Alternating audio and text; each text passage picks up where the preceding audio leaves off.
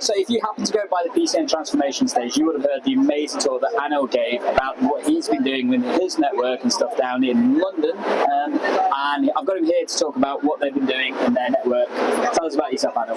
So I'm a GP, a long time now feels like, partner, PCN clinical lead and Confederation board director, and I lead on a couple of services in the Confederation. I lead in like care home service and admission avoidance CCT service as well.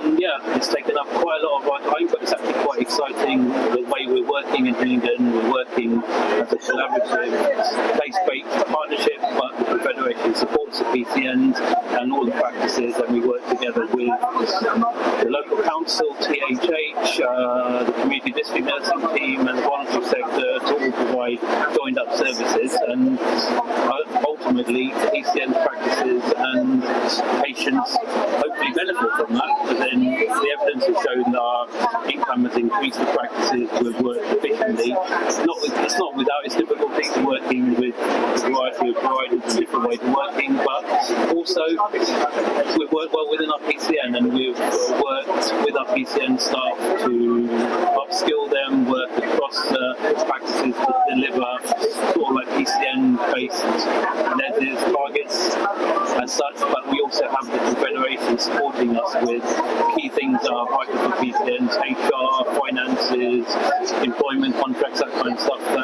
So they take the headache away from us, but also gives us a bit more breathing space to manage within our PCN and deliver all those key priorities, which we all know is difficult to achieve and is ever changing, I guess, yeah. Definitely. I mean, how did you go about setting up that kind of thing? Because that level of collaboration and work, that could not have been easy. Trust me, as a PCN CD, I know how hard that can be. So it's something like, so in Hillingdon with 42 practices, all 42 practices are signed up to the Confederation.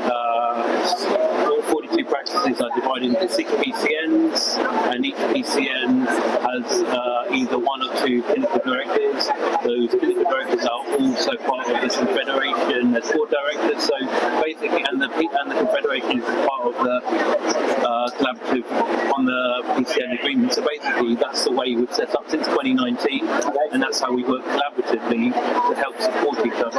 Although each PCN has got their own way of wanting to work and deliver things, they have an overarching Confederation to help support that as well, and we have various other services the Confederation deliver. But the options are there for PCNs to deliver things on their own, or also to deliver things with the Confederation and such, and with the community providers. So yeah, it's not been without its headaches. Like I said, like engaging with practices obviously want to do certain things their way, and working together and having regular sort of updates and I guess strategic meetings. Yeah, it's been tiring but exciting as well, and I guess 5 or 6 years of like PCN and Confederation working now, I guess it's business as usual in Confederation and Okay, and I guess, what was the key thing that you found that helped you set up that process? Because we often hear about the kind of tension almost between some federations and PCNs in different areas. It sounds like that doesn't exist in what you guys are doing. So how did you get over that? I wouldn't say it doesn't exist. Each PCN has their own way of wanting to do things. Absolutely. So again, the key thing is having the clinical director as part of the Confederation board gives a bit more trust to those PCN practices, but it doesn't stop those PCN practices challenging the clinical directors and the PCN about certain things. And again, it's how each PCN manages it, because my PCN's got 11 practices of varying sizes, but also varying different mentalities about how they want things done. I think they have trust in the way me and my joint clinical director work as well, but they also do challenge the Confederation independently as well, because ultimately it could lead to things like conflicts of interest with both PCN directors and Confederation directors. So they have an AGM yearly, they have other opportunities to discuss and go directly to the Confederation for any issues. But I think we've built up that working relationship and trust, and it takes a long hard work, I guess. But yeah, so we've put that structure in place, but it doesn't stop practices and PCNs challenging things. Definitely sounds like it. So if you guys want to know more about that journey, let me know down in the comments below. If that's the case, I will absolutely try and get Anil on the channel for a more detailed chat about that kind of stuff. I think I can twist his arm. He used to live with me years and years ago. So little known fact, we were housemates when we were back in Leeds. Yeah. So if you want to hear more about that, It's the Lord of the Rings.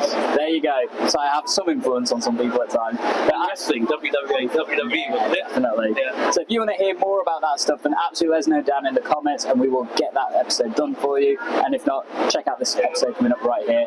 Thanks a lot, Anil. We'll catch you next time. Cheers.